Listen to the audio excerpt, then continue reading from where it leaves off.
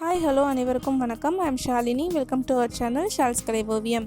இந்த காணொலியில் நம்ம எதை பற்றி பார்க்க போகிறோம் அப்படின்னா, நல்லா ஸ்பைஸியாக காரசாரமாக ஒரு வெஜிடபிள் சூப் எப்படி பண்ணுறது அப்படிங்கிறத பற்றி தான் பார்க்க போகிறோம்.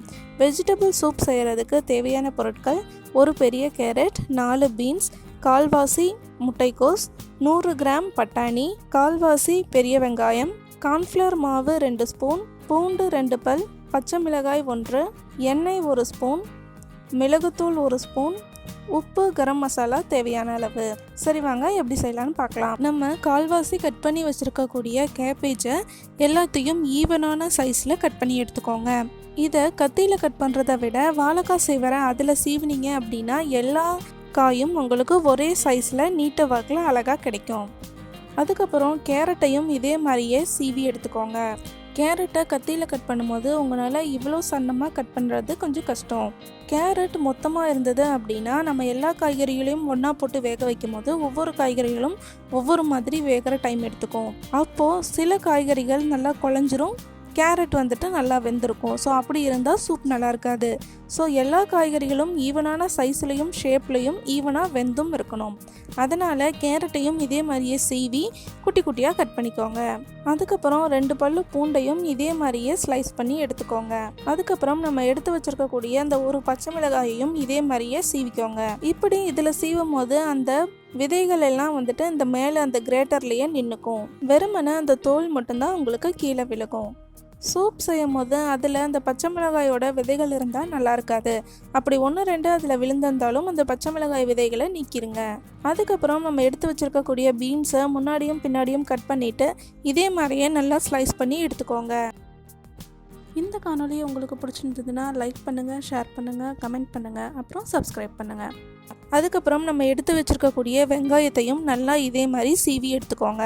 அப்போ உங்களுக்கு எல்லா வெங்காயமும் ஈவனான சைஸ்லையும் கிடைக்கும். உங்களுக்கு வெங்காயம் கட் பண்ணுறதும் ரொம்ப ஈஸியாக முடிஞ்சிடும். அதுக்கப்புறம் ஒரு குட்டி கப்பில் 2 ஸ்பூன் கார்ன்ஃப்ளவர் மாவு போட்டு கொஞ்சோண்டு தண்ணி ஊற்றி அதை நல்லா கரைச்சி எடுத்துக்கோங்க.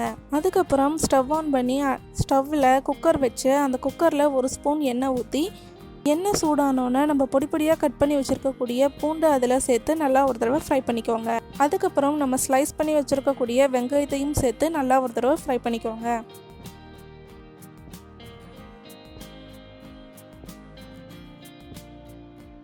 ரெண்டும் கோல்டன் ப்ரௌன் ஆனதுக்கப்புறம் நம்ம கட் பண்ணி வச்சுருக்கக்கூடிய கேரட்டை சேர்த்து ஒரு தடவை நல்லா ஃப்ரை பண்ணுங்கள். அதுக்கப்புறம் நம்ம கட் பண்ணி வச்சுருக்கக்கூடிய பச்சை மிளகாய் சேர்த்து ஒரு தடவை ஃப்ரை பண்ணிக்கோங்க.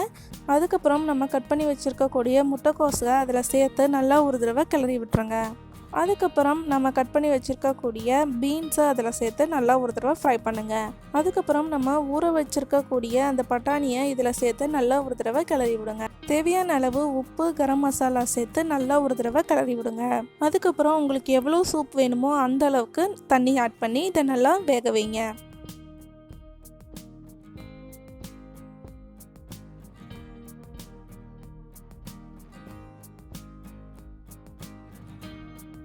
குக்கர் ஸ்டீம் போனதுக்கப்புறம் திறந்து அந்த சூப்பை ஒரு வடச்சட்டியில் ட்ரான்ஸ்ஃபர் பண்ணிக்கோங்க. சூப்பு வடச்சட்டியில் ஒரு கொதி வரட்டும். அதுக்கப்புறம் 1 ஸ்பூன் பெப்பர் அதில் ஆட் பண்ணி நல்லா ஒரு தடவை மிக்ஸ் பண்ணுங்கள். இப்போ சூப் ரொம்பவே தண்ணியாக இருக்கும். இதை கொஞ்சம் செமி லிக்விட் ஸ்டேட்டுக்கு கொண்டு வரதுக்காக நம்ம கரைச்சி வச்சுருக்கக்கூடிய கார்ன்ஃப்ளவர் மாவை இதில் ஆட் பண்ணி நல்லா கிளறி விடுங்க. அதுக்கப்புறம் சூப்பு நல்லா கொதிச்சு வரணும். அவ்வளோதாங்க, ரொம்பவே சுவையான சூப்பரான ஸ்பைசியான வெஜிடபிள் சூப் ரெடி. இதை ஒரு பவுலில் ட்ரான்ஸ்ஃபர் பண்ணி சர்வ் பண்ணுங்கள்.